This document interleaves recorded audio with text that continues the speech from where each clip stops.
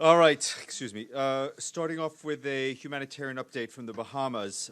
The World Food Program today said it is organizing an airlift from the UN hub in Panama of storage units, generators, and prefab offices for 2 logistics hubs to be established on the main islands.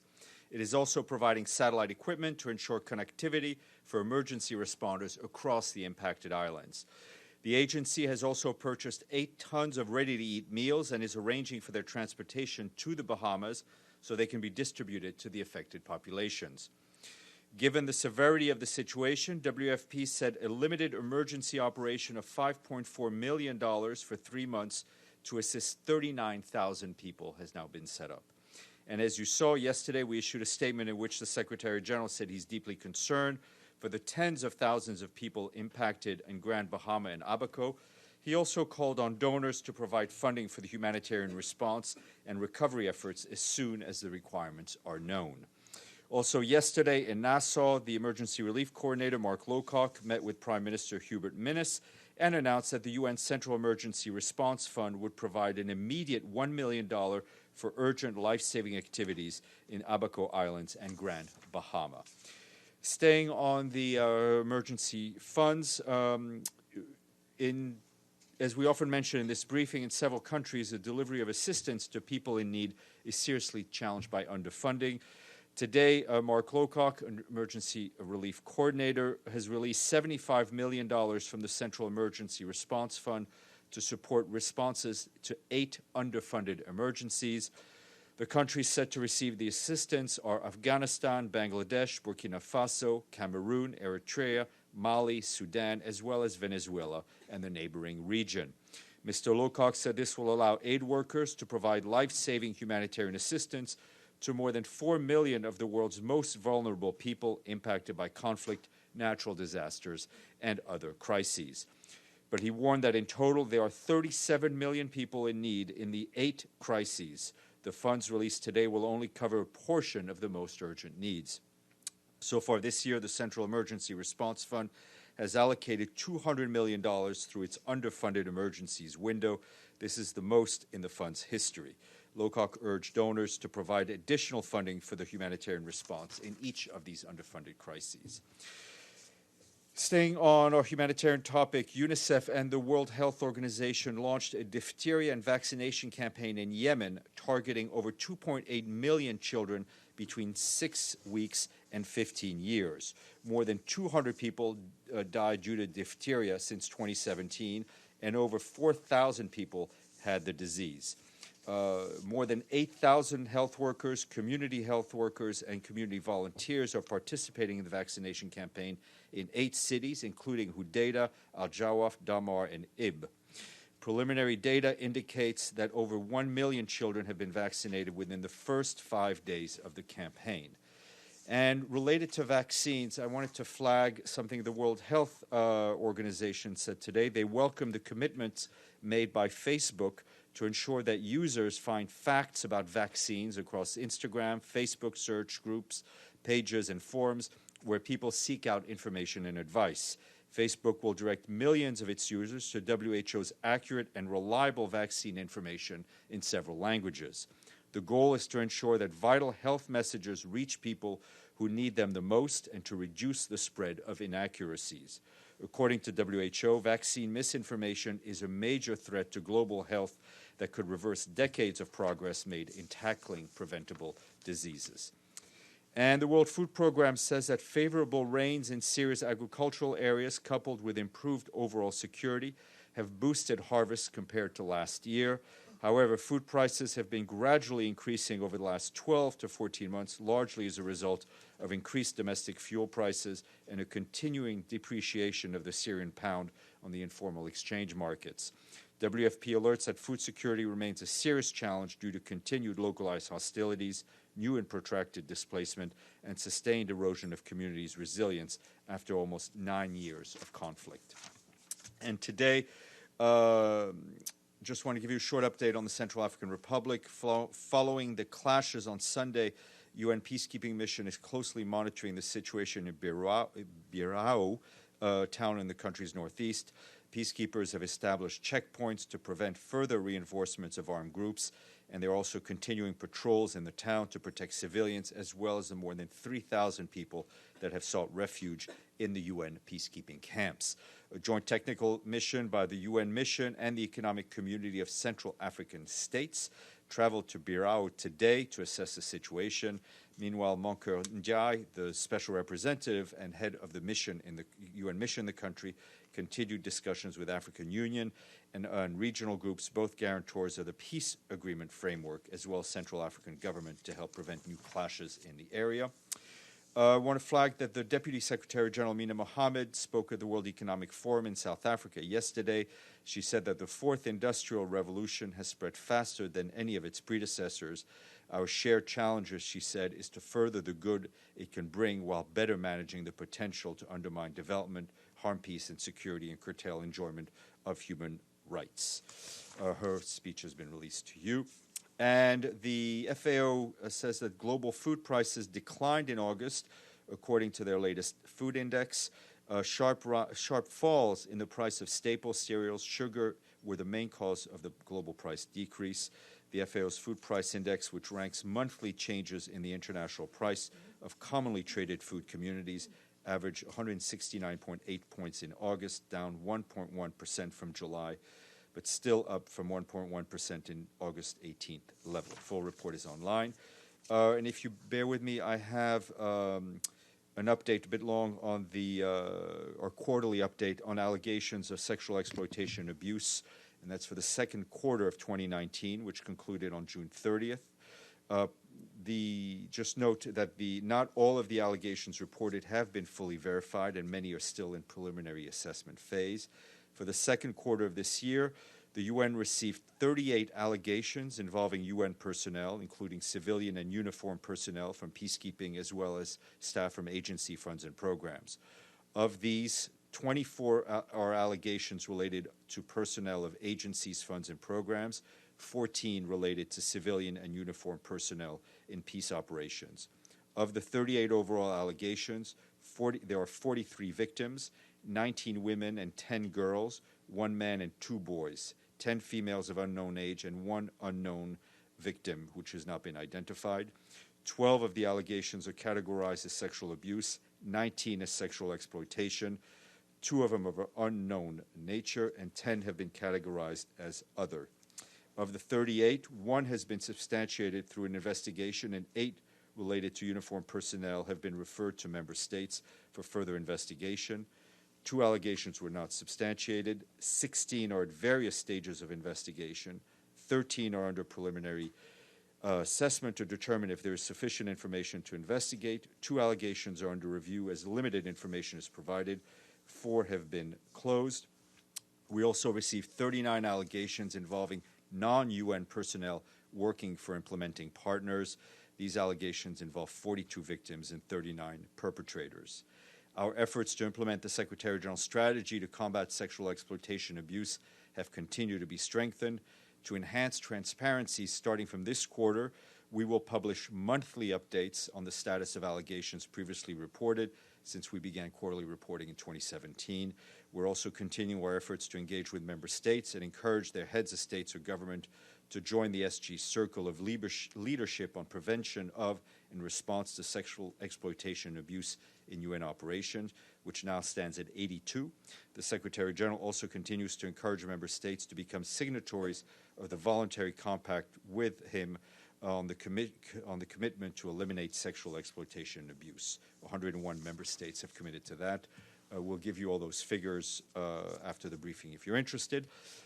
Today is the International Day of Charity. This day was established to recognize the role of charity can play to alleviate humanitarian crises and human suffering within and among nations. The day also serves to recognize and honor the efforts of charitable organizations and individuals, including the work of Mother Teresa. September 5th is the day, as she passed away on that day 22 years ago. To honor her memory and the work of all those involved in helping others, we encourage everyone to get involved, to donate today and throughout the year. Tomorrow, 11 o'clock, there will be a press briefing in this very room on the outcome of the 68th UN Civil Society Conference, which took place in Salt Lake City in the United States. Speakers will include Maher Nasser, Director of the Outreach Division, in the Department of Global Communications, Marusha Kardama, the chair of the conference, and Jackie Biskupski, the mayor of Salt Lake City, and she will join by telephone. And at noon, I will be joined by Ibrahim Chaw, the executive secretary of the UN Convention to Combat Desertification, who will brief you by video link on the COP14 Desertification Conference, which is taking place in New Delhi until September 13th. I have spoken. Edie, you speak. Thank you, Steph. Two questions. First, I'll follow up on the sexual exploitation and abuse figures. Is it possible to get the countries that the alleged perpetrators came from? And secondly, what happens to the 39 allegations regarding UN implementing partners? And if you answer that, then I'll ask my next question. Okay. Those are the agencies, the agencies involved are working with the implementing partners to investigate those. Since these tend to be civilians, obviously, when possible, those are referred, if confirmed, for prosecution, either in the country where the crime was committed, or depending on the legal framework in the country where the person comes from. But the administrative responsibility to investigate obviously lies primarily with the implementing partner. We have more figures to break down on those, so we'll share those. They'll be available in my office. Okay. Secondly, does the Secretary General have any comment on the announcement by the government of Iran that it plans to speed up its centrifuges and other nuclear activities? We've seen this latest announcement for the Secretary General. He continues to believe that the JCPOA was a very formidable diplomatic achievement that should be continued to be supported by all of the parties involved. Mr. Klein. Yes. Going back to the update on sexual exploitation and abuse, the 8 cases I believe you mentioned that have been verified, what is the status of the individuals allegedly involved in those cases? Are they still Well, it performing depends. their There are duties? various stages of investigation. So I don't have the granular details of the individual cases. There's a lot more information that we can share with you. Okay, and there are at least 2 aspects of this. One is the increased transparency, which the Secretary General has attempted to institute with these periodic reports. But the other is more preventive actions, training by the troop contributing countries, et cetera. These cases continue every quarter. Is the Secretary General satisfied as to the progress in his eyes of the training and preventative program? No one can be satisfied by the fact that in the quarter we just reported there were 38 possible cases of sexual exploitation and abuse. That's clear, right? One is too many to state the complete obvious. The numbers from the same quarter last year was 43, so we're down from last year. We continue to push hard with member states on better training for their uniformed personnel. We continue to encourage and do better training and awareness, education awareness for the civilian staff, whether it's in peacekeeping, peace operations, or the agencies' funds and programs. And we continue to work very thoroughly with the victims. I mean, as the Secretary General said, the response for us is also a victim-centered approach. There are victim advocates in most of the peace operations. Currently, we work with community groups. The UN is not the only organization that has to face the issue of sexual abuse. It is a global phenomenon. We, under the leadership of the Secretary General, are working diligently and extremely hard on all facets of this to bring the numbers down, ideally to zero.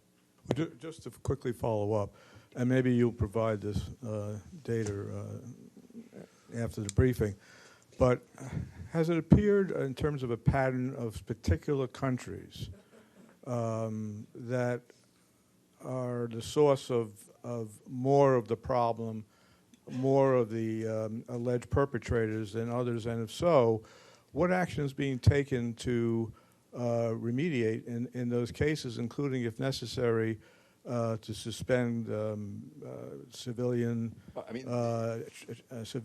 and military personnel from those countries to the UN peacekeeping and other efforts? Separate things. First, we have, as you've seen in the past, we have sometimes sent back whole contingents from various peacekeeping missions when we've seen repeated cases and lack of leadership. I think all you need to do is read the newspaper, see what's going on in the world, and realize the issue of humans abusing vulnerable people cuts across religion, cuts across ethnic lines, cuts across nationalities. There is not one nationality that is more inclined to commit these horrendous crimes. It is something that we see in every country.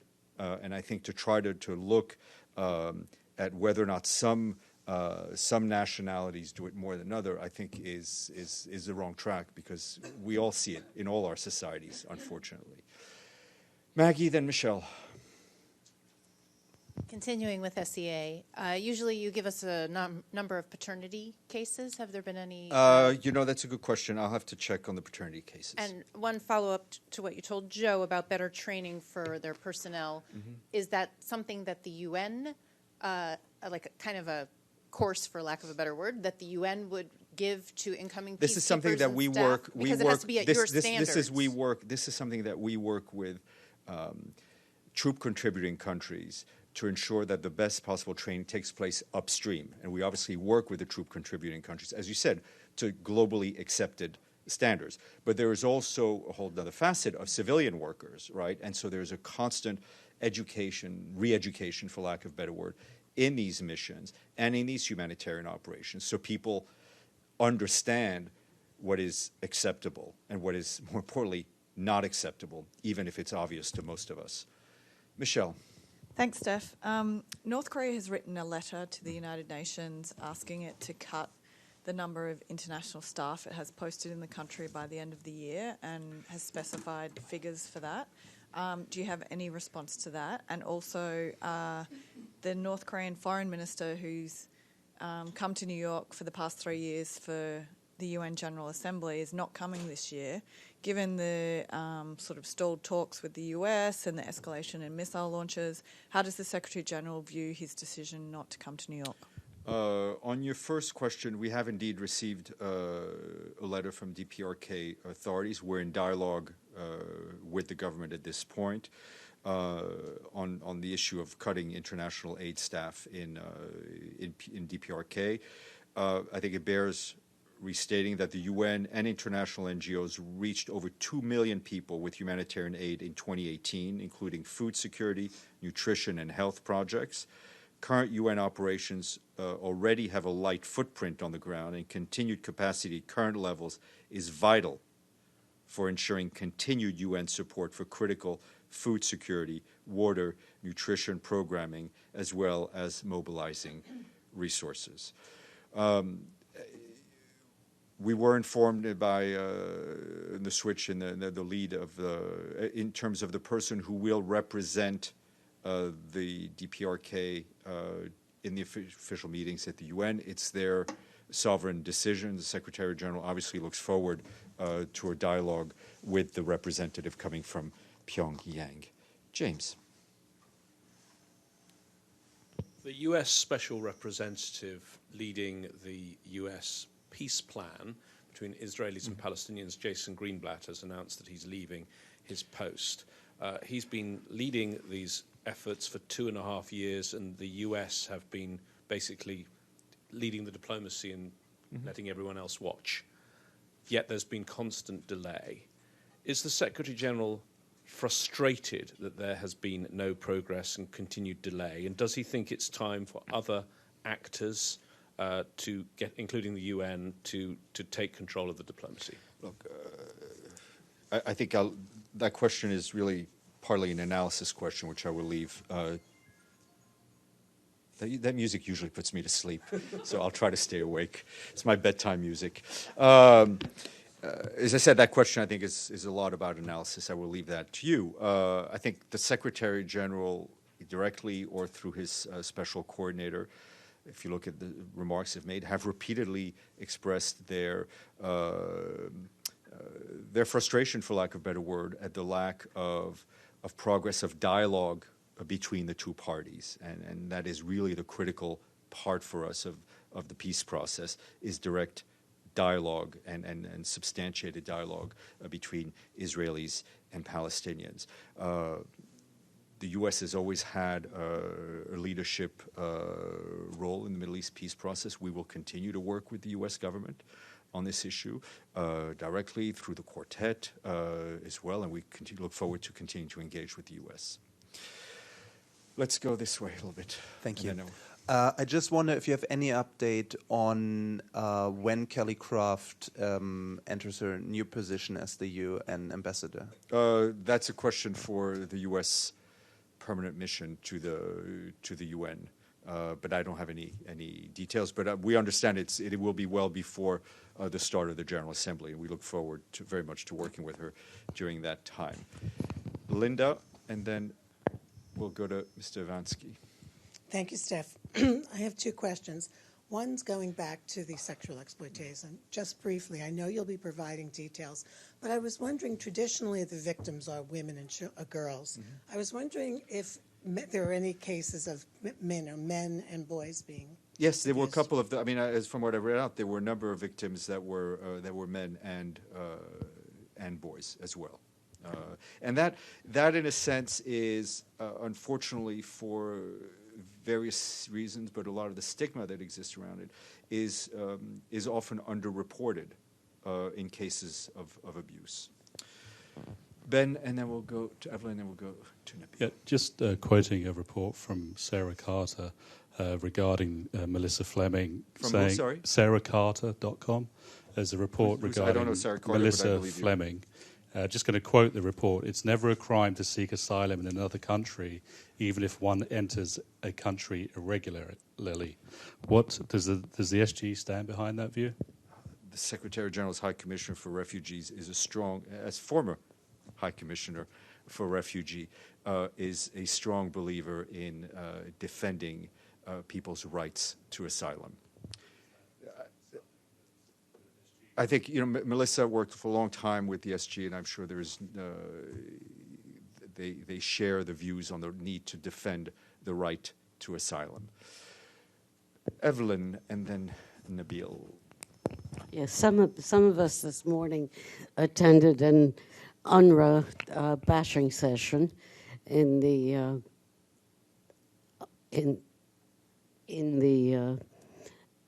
UNCA room. And that, of course, brings the question of what's the state of the investigation into financial irregularities, trysts, and so forth. That investigation is currently ongoing. Nabil.